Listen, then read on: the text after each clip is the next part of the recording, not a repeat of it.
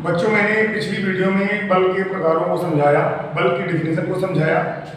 अब अगर हम बल के प्रकारों को और ज़्यादा समझें तो बल जो होते हैं उनको प्रबलता के आधार पर डिवाइड कर सकते हैं।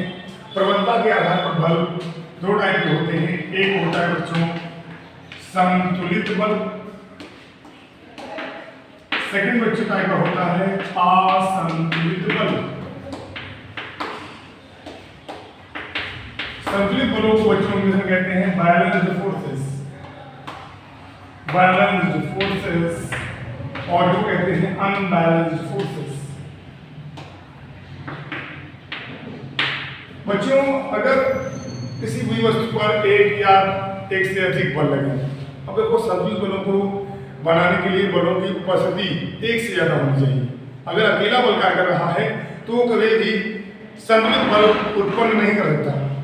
तो संतुलित बलों को उत्पन्न करने के लिए आवश्यक क्या है कि एक से ज्यादा बल वस्तु पर कार्य करें और यदि उनका प्रभाव शून्य आए, यानी उस प्रभाव से वस्तु के वेग में कोई चेंज ना हो, वस्तु की स्थिति में कोई चेंज ना हो, वस्तु की अवस्था में कोई चेंज ना हो, तो ऐसे बलों को कहते हैं हम संतुलित बल। जैसे उदाहरण के तौर पर यदि रस्सा कसी का खेल हो और रस्से के दोनों सिरों को पकड़कर कुछ आदमी खींचते हैं और रस्सा जहां पर है वहीं रहे, तो ये जो एक बलों का निर्माण है ये संतुलित बल है, क्योंकि उधर से भी व्यक्ति बल लगाए, इधर से भी व्यक्ति बल लगाए, लेकिन क्या हुआ, रास्ते की स्थिति में कोई परिवर्तन नहीं हुआ। तो ये संतुलित बल का उदाहरण एक सबसे अच्छा उदाहरण हो सकता है। बच्चों, यदि हम बात करें असंतुलित बल की, तो आप लोग देखते होंगे किसी भी वस्तु पर आप धक्का लगाते हैं, वस्तु तुरंत गतिमान आ जाती है। हमने कोई देखा होगा, घरों में ही देखा होगा, ये बेंच ही है, बेंच है, तख्त है, कुर्सी है, इसको हटाना है, आपने जैसे बल लगाया वो तो खींच सकती है। तो सीधी सी बात है, जैसे आपने बल लगाया, बल का प्रभाव आया कि नहीं आया, तो यानी हम कह सकते हैं कि ऐसे बल जिनको आरोपित करने पर वस्तु में कोई न कोई प्रभाव देखने को मिले, या तो उसकी स्थिति बदल जाए, या उसका वेग बदल जाए, या उसकी अवस्था बदल जाए, तो ऐसे बलों को बच्चों हम असंतुलित बलों की श्रेणी में रखते हैं। अब बच्चों, अगर हम बात करते हैं आगे कि बल के माध्यम से हम किसी वस्तु में गति लाते हैं, बल के माध्यम से हम किसी वस्तु में क्या लाते हैं बच्चों, गति लाते हैं। तो बच्चों, गति लाओगे, बल लगाओगे, तो सीधी सी बात है कार्य होगा, और कार्य होने से बच्चों वस्तु की ऊर्जा में परिवर्तन होगा। अब वो ऊर्जा में परिवर्तन बच्चों दो प्रकार का होता है, या तो ऊर्जा कम होगी या तो ऊर्जा ज्यादा होगी। अब जब ऊर्जा कम या ज्यादा होगी तो सीधी सी बात है, हमने बल लगाया, वस्तु के वेग में बच्चों आपने परिवर्तन किया, तो वहां पर जैसे ही वेग परिवर्तन हुआ बच्चों, तो वहां पर एक्सेलरेशन यानी वहां पर त्वरण उत्पन्न होगा, यानी एक्सेलरेशन जनरेट होगा, त्वरण उत्पन्न होगा। और आप सभी को पता है बच्चों, जो फोर्स होता है बच्चों, जो बल होता है वो किसी न किसी द्रव्यमान पर लगता है, किसी न किसी बच्चों मास पर लगता है। तो बच्चों, जो अप्लाइड फोर्स होता है, फोर्स का सिंबल बच्चों F होता है, वो बच्चों मास और एक्सेलरेशन यानी द्रव्यमान और त्वरण का गुणनफल होता है बच्चों। तो बच्चों, यदि हम इसके आधार पर बल के मात्रक की बात करें, बल की यूनिट्स की बात करें, तो इनको बच्चों हम कैसे समझेंगे, तो इसको हम फार्मूले से निकालना सीखते हैं, F बराबर mc। बच्चों, आपको पता है मापन की पद्धतियां तीन हैं, FPS है, CGS है और MKS है, लेकिन आज के जमाने में FPS सिस्टम को फॉलो नहीं किया जाता, फुट पाउंड सेकंड प्रणाली, इसे बच्चों ब्रिटिश सिस्टम भी कहते हैं, British system, but nowadays it is denied. ये मतलब फॉलो नहीं किया जा रहा, केवल आजकल बच्चों CGS सिस्टम और दूसरा बच्चों MKS सिस्टम फॉलो किया जा रहा है।